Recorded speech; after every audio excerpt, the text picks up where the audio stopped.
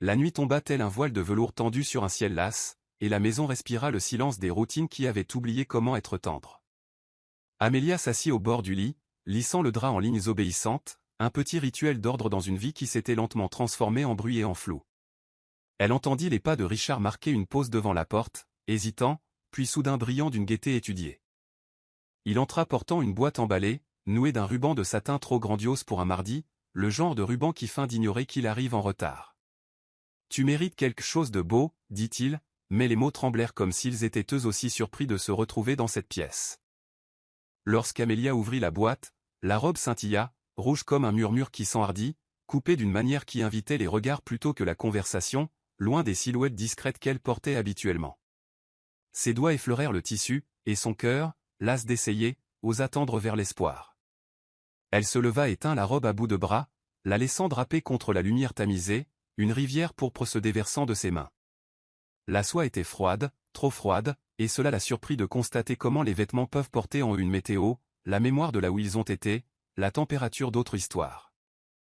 Elle s'imagina la portant, imagina le regard stable de Richard, imagina des rires qui ne sonneraient pas comme des excuses. Sous la soie, une feuille de papier de soie bruissa comme un œil anxieux.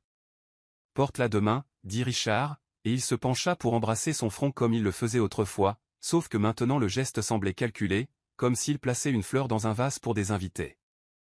Elle hocha la tête, une petite révérence au théâtre de la paix, et lui, soulagé, laissa l'instant se refermer autour d'eux comme les rideaux après une scène finale. Seule à nouveau, Amélia pressa le tissu contre sa joue et sentit une odeur qui n'était pas la sienne, une brillance coûteuse, florale avec une pointe acérée et douce, un parfum qui comprenait les entrées en scène.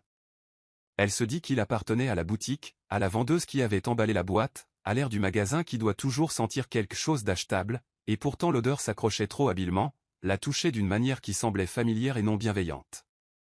Pourtant, elle plia l'inquiétude sous le frisson que quelqu'un se soit souvenu d'elle, et choisit un cadeau pour elle, et voulut qu'elle soit vue. Elle posa la robe soigneusement sur la chaise, éteignit la lumière et s'allongea. L'obscurité était douce, le silence ne l'était pas. L'espoir bourdonna, la peur siffla, et quelque part entre les deux, le sommeil arriva sans rien promettre. Le matin enfila ses aiguilles d'argent à travers les stores, cousant de la lumière dans la pièce mais ne réparant rien. Amélia prépara le thé comme sa mère le lui avait appris, versait lentement, vapeur patiente, une pincée de gingembre pour persuader la journée de bien se comporter. La cuisine avait le désordre plaisant de la vie de famille, la gourde de graisse, un cahier de maths à moitié ouvert, une cuillère laissée pour se souvenir du porridge. La tasse de Richard trônait là où il s'asseyait autrefois et ne faisait plus que de brèves visites. Il arriva dans l'embrasure de la porte, son téléphone à la main et un sourire qui inventait des raisons. « Réunion coup sur coup, dit-il, l'évangile quotidien. » Il embrassa les cheveux de Grace, prit une gorgée, puis vérifia l'heure comme si elle risquait de tenter de lui échapper. Quand il partit, la porte cliqueta doucement, et cette douceur ressembla à une forme de cruauté, assez tendre pour vous faire douter de vous-même. Amélia lava les tasses et laissa l'eau couler plus longtemps que nécessaire, comme si elle pouvait rincer la maison du résidu de ce qu'il ne se disait plus. Elle se souvint de leur début, 2 personnes dans un appartement trop petit pour leurs promesses, riant de rien, mangeant du riz jollof tard le soir, planifiant un avenir où ils auraient toujours du temps. Mais le temps, dans son ambition sournoise, avait pris leurs plans et les avait étirés jusqu'à ce qu'ils s'effacent. Le travail avait grandi comme un grand immeuble projetant une ombre sur leur matin. Les disputes avaient appris à marcher sur la pointe des pieds, se produisant dans les regards et dans l'angle sous lequel un téléphone était posé face contre table. La fracture ne rugissait pas. Elle cliquetait poliment, comme un chirurgien enfilant ses gants. La robe rouge, pliée dans la chambre, semblait être un visiteur écoutant depuis la pièce voisine. Grace revint chercher son cahier oublié, les joues brillantes devant, les yeux tendres de questions qu'elle n'avait pas encore appris à poser. « Maman, tu viens au spectacle de musique de l'école la semaine prochaine ?» demanda-t-elle. Amélia s'essuya les mains et s'agenouilla à sa hauteur, promettant oui avec un sourire qui le pensait vraiment. Les enfants trouvent toujours des chemins directs à travers les labyrinthes d'adultes. Grace ne mesurait pas le temps en réunion ou en échéance. Elle le mesurait à qui s'asseyait au premier rang quand le violon couinait une chanson courageuse. Papa a dit que Tati Clara aime aussi la musique, ajouta-t-elle, désinvolte comme un rayon de soleil, et le nom tomba comme une pièce de monnaie dans un puits silencieux. Amélia cligna des yeux, puis lissa le col de Grace et l'envoya avec un baiser. Après que la porte se fut refermée, elle laissa le nom reposer sur la table à côté de la petite cuillère, petit, brillant et impossible à ignorer. La robe gisait sur la chaise comme un secret répétant son rôle, son rouge devenant plus audacieux avec le jour. Grace entra sur la pointe des pieds dans la chambre comme le font les enfants lorsqu'ils croient découvrir un trésor. « Waouh !» souffla-t-elle, le mot ballon dans l'air. « Maman, pourquoi as-tu la robe de Tati Clara ?» La phrase sortit doucement, gentiment, et pendant une seconde, toute la maison bascula. Amelia resta très immobile puis se tourna très lentement, comme on le fait lorsque la musique s'arrête inopinément. « Qu'est-ce que tu as dit ?» demanda-t-elle, formant chaque mot soigneusement, effrayée de le briser. Grace, fière d'être utile, montra du doigt l'encolure bénitier et le minuscule pendentif cousu dans l'ourlet. Tati Clara l'a porté quand papa est venu me chercher la semaine dernière. Elle m'a dit que c'était son rouge porte-bonheur. Elle a dit qu'on ne devait pas te le dire parce que c'était une surprise. L'innocence est un chandelier qui ignore qu'il a mis le feu à la pièce. Amelia jeta un coup d'œil au pendentif, un minuscule croissant d'orniché si discrètement dans l'ourlet qu'elle aurait pu le manquer à jamais. L'odeur s'éleva à nouveau, sans honte, ne se faisant plus passer pour une boutique. Elle se souvint de la gaieté de Grace cet après-midi-là, fredonnant un air qu'elle n'avait pas appris à la maison, et comment Richard était arrivé plus tard que d'habitude avec un regard qui demandait à ne pas être questionné. Tati Clara a dit que la robe réalise les vœux, ajouta Grace, fronçant un peu les sourcils, incertaine de pourquoi l'air était soudainement devenu lourd. Amelia s'agenouilla et posa ses deux mains sur les épaules de sa fille. « Merci de me l'avoir dit », dit-elle doucement, et la gratitude était réelle. La douleur, trop grande pour être nommée, attendait son tour comme un orage à l'horizon. Le front de Grace se plissa, et elle se pencha plus près, conspiratrice. « Maman, tu seras plus jolie que Tati Clara dedans, promit-elle, de la manière dont les enfants offrent le bon remède à la mauvaise blessure. » Amelia sentit un tremblement la traverser, quelque chose qui n'était pas tout à fait de la colère, pas tout à fait du chagrin, mais l'instant juste avant qu'une cloche ne sonne. Elle serra Grace fort, respira à travers les cheveux de sa fille et retrouva sa voix. « Va te laver les mains pour le déjeuner, dit-elle gentiment. Quand l'enfant s'éloigna en sautillant, Amelia souleva la robe une fois de plus, mais cette fois elle la tint comme une preuve. Chaque point de couture se lisait maintenant comme une écriture manuscrite. Chaque pli répétait une phrase qu'elle avait espéré ne jamais entendre. Pourtant, même dans cette certitude, il y avait une seconde certitude se formant dans la partie la plus calme d'elle-même. Elle ne se briserait pas. Elle étudierait les éclats. L'après-midi effectua ses courses, les casseroles cliquetèrent, le linge oscilla sur le fil, la musique du quartier entra et sortit comme un commérage utile. Amelia traversa les tâches avec une grâce prudente. Son esprit marchait sur une route parallèle bordée de scènes qui, une fois rassemblées, éplaient quelque chose qu'elle ne voulait pas lire. Clara à la porte de l'école avec un rire trop brillant pour un temps ordinaire. Le texto de Clara apparaissant une fois sur le téléphone de Richard à la maison, qu'il avait écarté d'un gloussement et d'un mensonge sur une discussion de groupe. La fois où elle avait trouvé une épingle à cheveux sous le siège passager, dorée avec un minuscule croissant qu'elle avait balayé comme un rien. La façon dont nous balayons la première fourmi et prétendons que ce n'est pas une colonne. Le soupçon, une fois invité à s'asseoir, commence bientôt à réorganiser les meubles. Elle porta la robe à la fenêtre et examina l'ourlet. Le petit croissant cligna de l'œil comme s'il appréciait d'être trouvé. Elle traça la couture de son doigt et sentit, à l'intérieur d'elle-même, une décision durcie comme du métal refroidissant. Pas une décision descendante, pas de tempête, pas de saccage, mais une résolution silencieuse et ascendante. Elle ne se présenterait pas à Richard comme une scène qu'il pourrait pointer du doigt en disant « Tu vois ? Tu es le problème. » Non. Elle deviendrait un miroir poli et immobile et le laisserait se rencontrer lui-même. Le pouvoir de l'immobilité avait été la sagesse de sa mère. Quand tu arrêtes de courir après la vérité se retourne et te suit jusque chez toi. La robe retourna sur la chaise dans son coin, et Amelia à la cuisine où les Onon attendaient avec leurs oreilles honnêtes. Alors que le crépuscule adoucissait la rue, Amelia se tenait près de l'évier et regardait le ciel se meurtrir et guérir. Elle pensa aux vœux prononcés au-dessus d'un gâteau et à un cœur de témoin qui y avait cru. Elle se souvint des doigts de Richard traçant des plans sur sa paume, une carte qu'il avait promis de parcourir avec elle, pas loin d'elle. La trahison, réalisa-t-elle, ne commence pas par un baiser. Elle commence par la première vérité retenue, la première petite chose qui choisit une poche plutôt qu'une table. Elle respira, lentement et régulièrement. S'il y avait plus à découvrir, cela viendrait. S'il y avait moins, la dignité de sa prudence serait toujours la sienne. Elle éteignit la lumière dans la cuisine et laissa la fenêtre ouverte, pour laisser l'honnêteté du soir traverser la maison. Le dîner portait la saveur de la cérémonie, du riz qui savait qu'il était observé, un ragoût qui essayait d'être joyeux, des couverts qui comprenaient le rythme. Richard arriva tard avec des excuses qui ne transpiraient pas. Il prit place comme un homme retournant à une chaise dont il croyait qu'elle se souviendrait toujours de lui. Grace anima la table avec des histoires sur la pratique de la musique, son archet glissant et couinant et devenant, dans son récit, un cygne. Amelia servit, écouta, et porta le calme comme un châle de lin, léger, respirant, impossible à enflammer. La robe rouge attendait dans la chambre, un témoin refusant de s'ennuyer. Richard jeta un coup d'œil vers le couloir une fois, mesurant si son absence sur son corps devait l'inquiéter. Quand il jugea le moment sûr, il demanda d'un ton enjoué, « Alors, vas-tu essayer ta surprise ?» Amelia leva les yeux vers les siens et laissa le silence s'allonger jusqu'à ce qu'il ait de l'autorité. « Je ne porte pas les vêtements d'une autre femme, » dit-elle, sa voix ni tranchante ni tremblante, simplement correcte, aussi correcte qu'un nom. Grace s'arrêta, cuillère en l'air. La musique du dîner se tut soudainement. Richard cligna des yeux, regarda son assiette, puis releva les yeux avec un sourire qui essayait trop fort d'être inconscient. « Qu'est-ce que tu veux dire ?» Son ton visait l'amusement. Il atterrit près de la fragilité. Le visage d'Amelia ne changea pas. Elle ne mentionna ni le pendentif, ni le parfum, ni la sortie d'école. Elle n'offrit pas de colère avec laquelle il pourrait argumenter.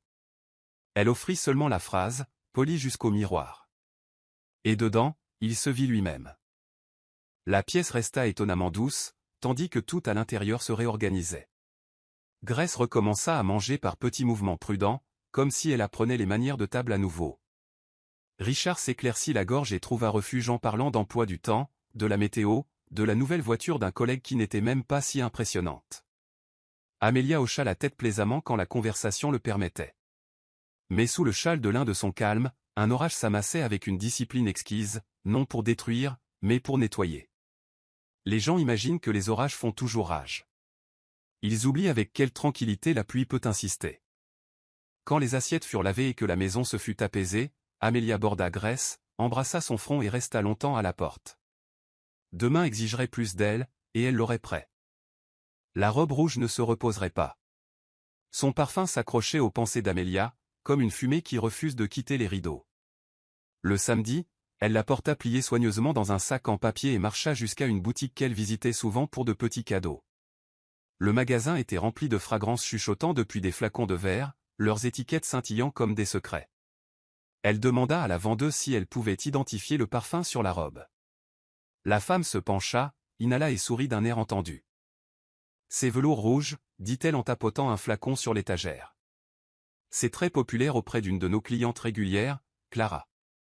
Elle l'achète presque tous les mois. » Le nom fut prononcé légèrement, mais pour Amelia, il tonna comme un maillet dans un tribunal où aucun juge n'avait été invité. Sa main se serra sur le sac, mais son visage resta calme, s'éduquant à la neutralité. Elle posa des questions sur le prix, hocha la tête poliment, remercia la vendeuse et partit. Dehors, le soleil de l'après-midi ressemblait à des lampes d'interrogatoire. La vérité était sortie de l'ombre pour atterrir dans ses mains, preuve sous forme d'odeur, un parfum qui avait enveloppé une autre femme et lui avait été livré, comme si elle était une poubelle pour les rebuts. L'insulte était plus profonde que la trahison. C'était un cadeau moqueur, un théâtre cruel joué avec du satin et du silence.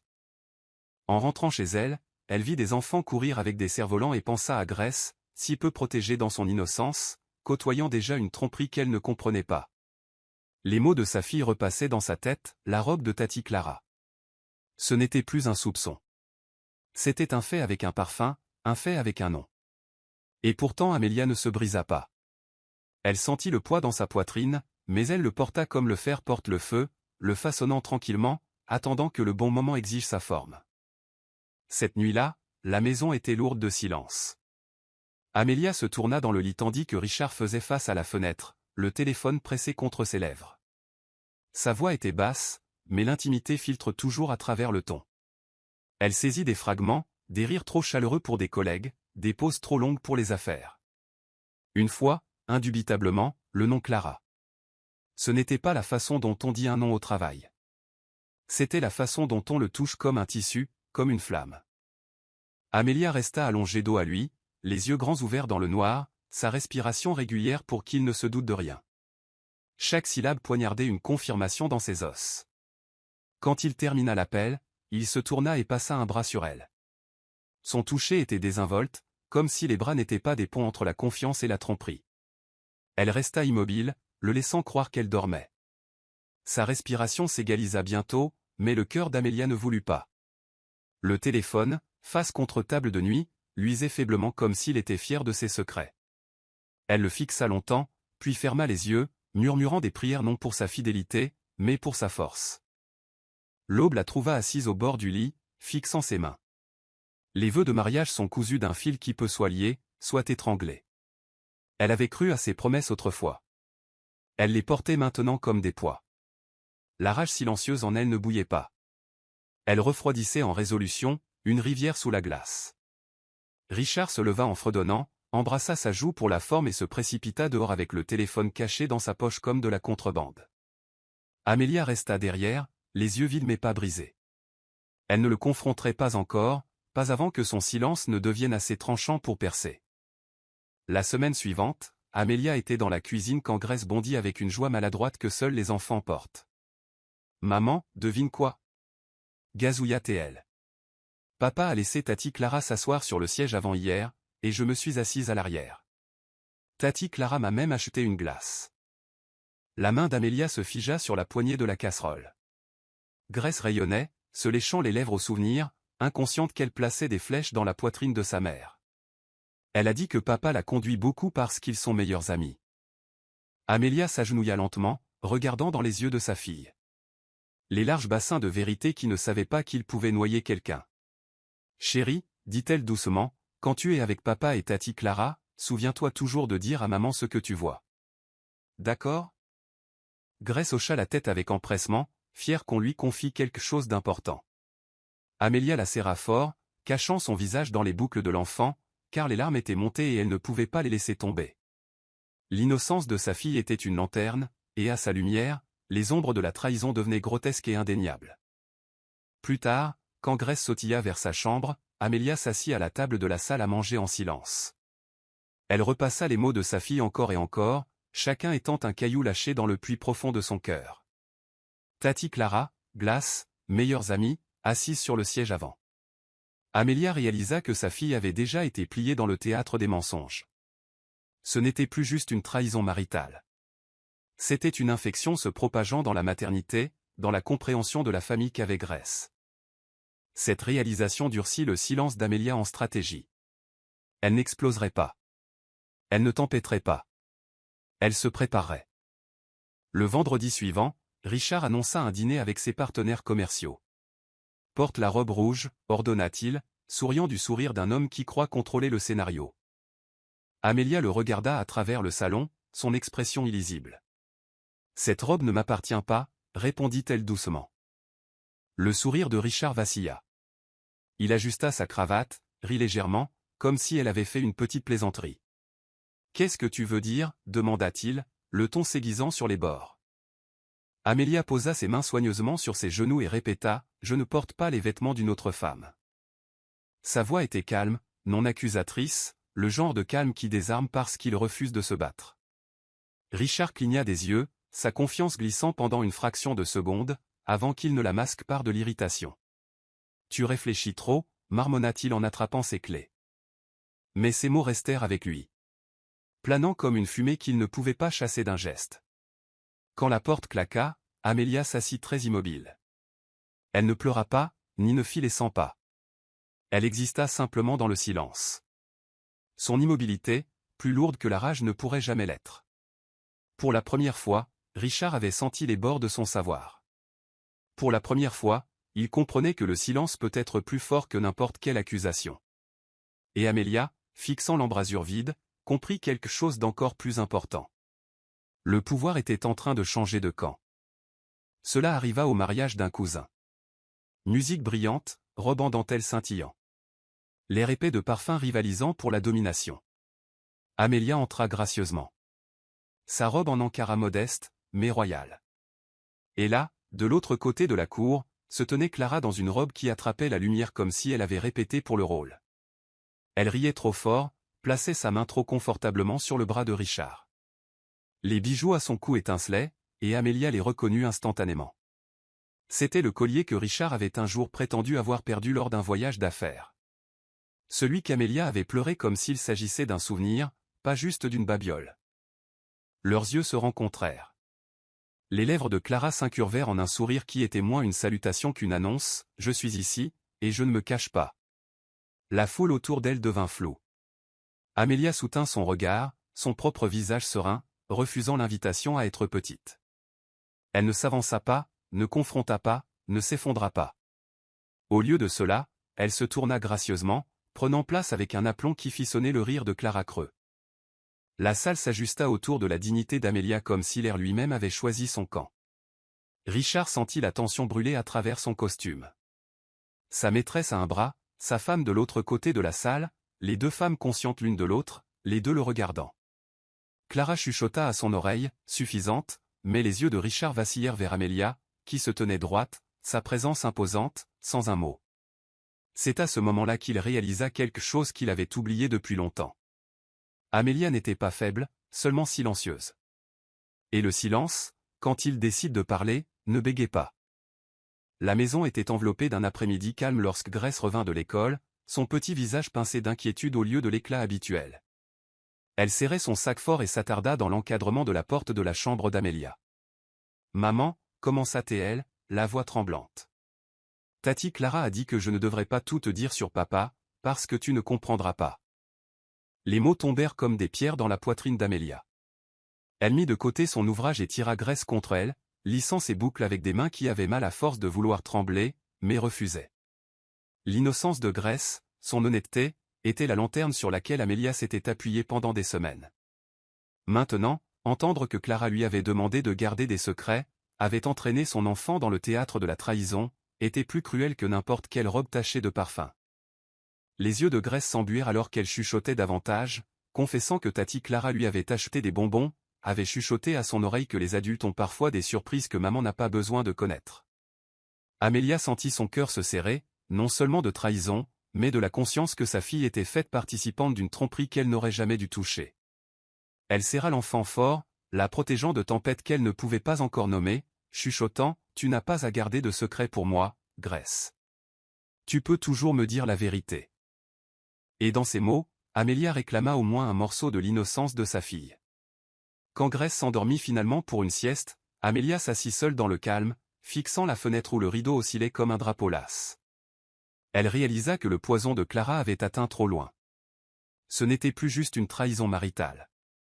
C'était une corruption qui avait osé impliquer son enfant. Une larme glissa sur la joue d'Amélia, mais elle la balaya rapidement. Ces larmes ne seraient pas l'histoire. Sa force le serait. Car si Clara était assez audacieuse pour manipuler sa fille, alors Amélia devrait être assez audacieuse pour mettre fin au jeu, non par des cris, mais avec un silence aiguisé en lame. Un après-midi, en pliant le linge, Amélia ouvrit l'armoire de Richard pour ranger sa chemise. Une petite enveloppe glissa de la poche intérieure de son blazer et voltéa jusqu'au sol. Elle se pencha pour la ramasser, ses mains bougeant lentement, comme si l'enveloppe elle-même avait de la gravité.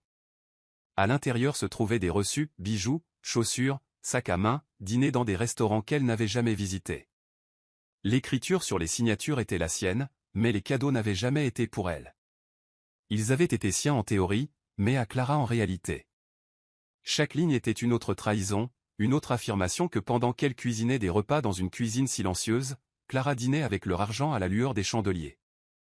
Amélia s'assit par terre, les reçus éparpillés autour d'elle comme les pièces d'un puzzle dont elle connaissait déjà l'image. L'ironie était tranchante. Richard, qui la grondait autrefois pour avoir dépensé un peu plus pour les chaussures d'école de Grace, avait dépensé des fortunes pour la vanité d'une autre femme. La cruauté n'était pas dans l'argent, elle était dans la valeur qu'il révélait. Pour lui, Clara valait l'extravagance, tandis qu'Amélia était censée trouver de la dignité dans la frugalité. Elle rassembla les reçus en une pile soignée, les attachant avec le ruban qui avait jadis emballé la robe rouge. La preuve, pas l'accusation, serait sa compagne.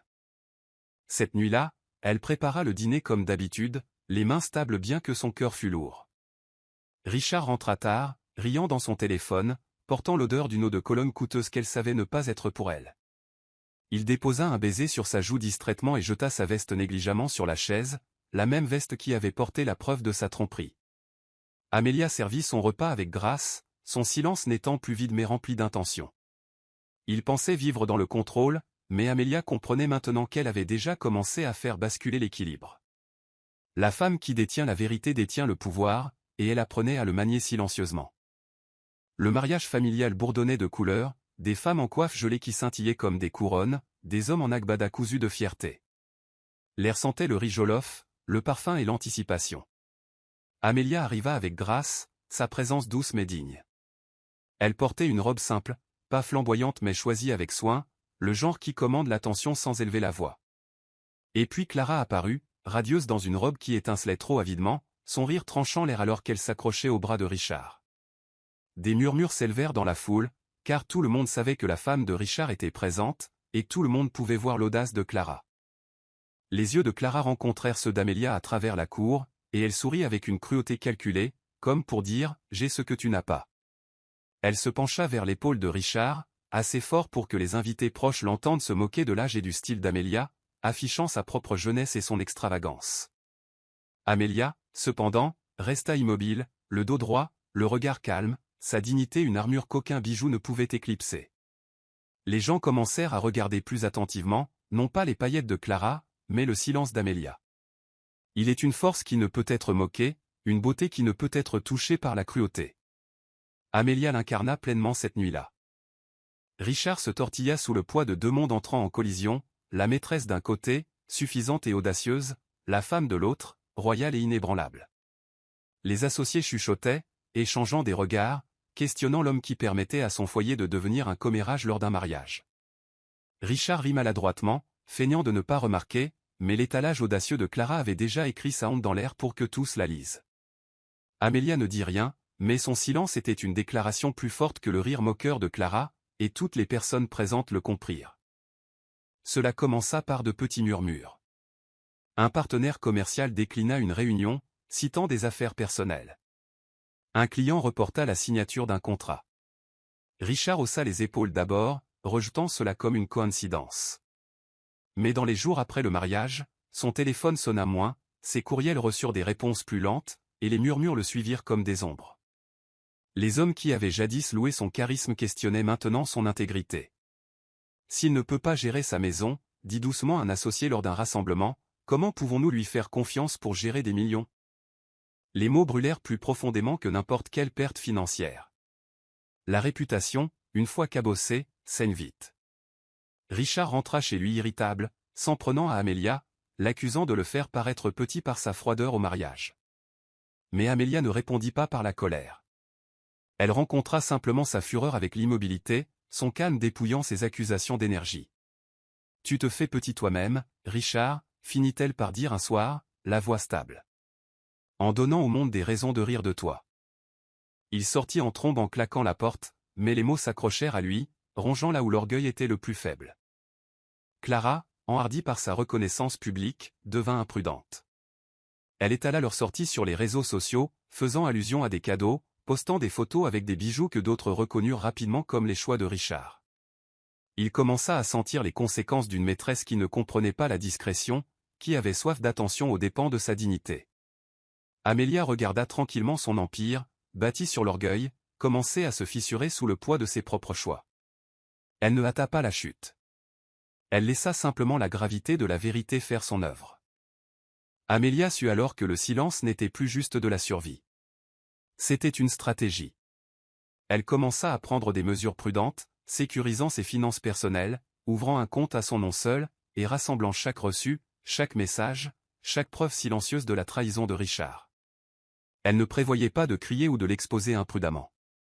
Elle prévoyait d'être prête quand la tempête exigerait finalement des témoins. Son calme n'était pas du vide. C'était de la préparation. Chaque soir, elle bordait Grèce avec des baisers et des réassurances, construisant un monde d'amour autour de sa fille tandis qu'au dehors, le monde de Richard devenait plus fragile. Le contraste s'aiguisa. Là où le rire de Clara moquait et le tempérament de Richard flambait, la dévotion tranquille d'Amélia envers Grèce devint une forteresse. Elle refusa de laisser la laideur de la trahison empoisonner davantage l'enfant. Et dans cette force, elle trouva une nouvelle dignité qu'aucune trahison d'homme ne pouvait effacer. Pendant ce temps, Richard commença à sentir le changement. Il remarqua le regard stable d'Amélia, son absence d'éclat, son refus de jouer le rôle de l'épouse brisée et suppliante. Son silence le déconcertait plus que n'importe quelle confrontation. Pour un homme qui prospérait sur le contrôle, rien n'était plus terrifiant qu'une femme qui avait découvert son pouvoir et n'avait plus besoin de sa validation. Et Amélia, bien que marquée, s'aiguisait maintenant en la lame qui trancherait son orgueil au moment désigné. Le soir qu'Amélia choisit pour sa frappe silencieuse fut délibéré. Richard avait invité ses associés pour un dîner chez eux, désespéré de restaurer son image après des semaines de doutes chuchotés. Amélia prépara la table avec élégance, disposant des plats qui sentaient la chaleur et la tradition, riz jollof mijotant avec des poivrons, viande de chèvre épicée à la perfection, bananes plantains frites dorées et invitantes. Les invités arrivèrent en beaux costumes, échangeant des sourires polis, et Amélia les accueillit avec dignité, sa présence calme adoucissant l'air. Pour un moment, même Richard se sentit rassuré. Peut-être que ce soir réparerait ce qui s'était fissuré. Mais alors Clara arriva sans invitation, ses talons claquant contre le carrelage comme des poignards. Elle se pavana dans la salle à manger dans une robe scintillante, le parfum remplissant l'air alors qu'elle se glissait trop confortablement aux côtés de Richard. Des hoquets vacillèrent autour de la table, des murmures coincés dans les gorges. Clara se pencha en avant, portant un toast avec un verre de vin, s'affichant comme si elle était la maîtresse non pas d'un homme mais de la soirée. Le visage de Richard se vida de ses couleurs, mais avant qu'il ne puisse parler, Amélia se leva gracieusement et posa une petite boîte sur la table. À l'intérieur, elle révéla les reçus, bijoux, vêtements, dîners, tous marqués du nom de Richard, tous donnés à Clara. Sa voix était stable, son ton ni amer ni fort. Quand on confie sa vie et sa fortune à un homme, ce ne sont pas les cadeaux qu'il donne à une autre qui blessent le plus profondément. C'est la moquerie de croire que vous ne le découvririez jamais. Le silence rugit à travers la pièce. Les associés fixèrent Richard avec dégoût, et Clara, qui était venue pour jubiler, réalisa soudain qu'elle avait été exposée comme une voleuse non seulement d'affection mais de réputation. La salle titubait encore quand Grèce, qui était assise tranquillement avec ses crayons au coin de la table, leva ses yeux innocents et posa la question qu'aucun adulte n'avait osé exprimer. « Papa, dit-elle, sa petite voix portant comme le tonnerre, vas-tu donner à Tati Clara les affaires de maman? Maman ne devrait-elle pas avoir les jolis cadeaux en premier ?» Ces mots étaient doux, innocents, mais ils percèrent l'assemblée comme un couteau aiguisé sur la pureté. Les hommes qui avaient été silencieux se déplacèrent inconfortablement, leurs yeux coupant vers Richard avec une désapprobation si tranchante qu'il faillit chanceler. La gorge de Richard travailla comme s'il s'étouffait, ses lèvres s'ouvrant et se fermant, mais aucune excuse ne voulut venir. Clara bougea sur sa chaise, sa confiance s'écoulant alors que la question de Grèce la peignait sous la lumière la plus laide, une voleuse d'innocence et de respect. Amélia posa une main douce sur l'épaule de sa fille, ses yeux ne quittant jamais le visage de Richard. « Les enfants, dit-elle doucement, ont une façon de voir la vérité plus clairement que nous les adultes. » Les invités hochèrent la tête gravement, leur jugement final, leur opinion de Richard scellée. Richard voulait s'emporter, se défendre, mais ses mots séchèrent en poussière. Malgré tout son argent, tout son pouvoir, il n'avait aucun bouclier contre l'honnêteté d'un enfant. Il ne pouvait pas argumenter avec sa fille sans admettre sa culpabilité. Il ne pouvait pas gronder Amélia sans paraître encore plus petit. Pour la première fois, il sentit le poids d'une cage qu'il avait construite pour lui-même, et la clé n'était plus la sienne. Dans les semaines qui suivirent, le monde de Richard s'effilocha avec une précision cruelle. Les partenaires commerciaux se retirèrent, les contrats glissèrent comme du sable entre les doigts. Clara, autrefois son ombre et son délice, s'impatienta de sa fortune en perdition. Elle n'avait aucune loyauté envers les ruines. Les dîners coûteux se raréfièrent, les cadeaux se tarent, et quand Richard s'en prit à elle un soir par frustration, le masque de Clara se fissura. « Je ne suis pas venu pour ton amour, siffla-t-elle. Je suis venu pour ton argent, et maintenant tu n'en as plus. » Ces mots étaient de l'acide versé sur des plaies ouvertes. Elle partit sans cérémonie, ne feignant même pas le chagrin, ses talons scintillants claquant dans le couloir une dernière fois. Richard resta à fixer la porte. L'écho de son départ, plus fort que sa présence ne l'avait jamais été. Il se souvint du collier, du parfum, du rire, et réalisa que tout cela avait été une monnaie d'échange, pas de l'affection. Clara n'avait pas été une amante. Elle avait été un miroir reflétant sa cupidité, son orgueil, sa bêtise. Maintenant ce miroir s'était brisé, et tout ce qui lui restait était les éclats coupant ses propres pieds. Amelia regarda cet effondrement tranquillement, son cœur à la fois douloureux et endurci. Elle ne jubila pas, car sa dignité ne le permettrait pas. Mais dans son silence, il y avait une justice. La trahison de Clara n'était pas la victoire d'Amelia. C'était la punition de Richard, une qu'il avait achetée avec sa propre arrogance. Amelia concentra son énergie sur Grace, la protégeant de la laideur, lui rappelant que l'amour devrait être mesuré en loyauté, pas en luxe. Un soir, Richard rentra brisé, les épaules affaissées, le visage portrait d'un homme qui avait tout parié et perdu. L'empire dont il s'était vanté rétrécissait, les amis qu'il avait étalés étaient partis, et la femme pour qui il avait risqué son mariage l'avait abandonné sans un regard en arrière. Il trouva Amelia dans le salon, Grace endormie sur ses genoux, son visage serein alors qu'elle fredonnait doucement. Il tomba à genoux devant elle, des larmes striant son visage autrefois fier. « Amelia, chuchota-t-il, j'ai été aveugle. J'ai été stupide. S'il te plaît, pardonne-moi. » Amelia baissa les yeux sur lui, son expression calme, ses yeux des puits profonds qui ne imploraient plus son amour. Elle se souvint de la robe, du parfum, des mensonges chuchotés, de la manipulation de leur fille. Elle se souvint comment elle avait été amenée à se sentir petite dans sa propre maison, moquée par le rire d'une autre femme, ignorée par l'homme à qui elle avait donné sa vie. Et maintenant le voici, dépouillé de richesse, de dignité et d'orgueil, mendiant ce qu'il avait traité comme jetable. Ces mots furent doux, mais ils portèrent le poids final de la vérité. « J'étais ta femme quand tu avais tout, dit-elle. Mais tu as fait de moi un rien quand tu en avais trop. Maintenant, quand tu n'as rien, tu te souviens de moi. Le pardon appartient à Dieu. Quant à moi, je choisis la paix. » Elle se leva, portant Grace dans ses bras, laissant Richard agenouillé, sanglotant sur le tapis qui avait jadis accueilli des invités avec fierté, mais ne portait plus témoignage que de sa ruine.